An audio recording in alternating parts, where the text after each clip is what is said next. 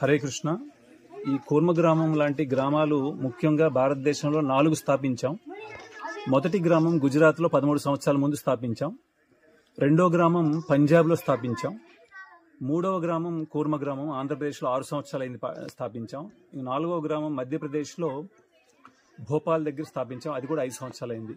ఈ 4 గ్రామాలు చూశాక చెక్ రిపబ్లిక్ అని ఐరోపా ఖండంలో కూడా ఒక గ్రామం ప్రారంభమైంది. రష్యాలో ఒక గ్రామం, రెండోది గ్రామం కూడా త్వరలోనే రావాల్సి వస్తుంది.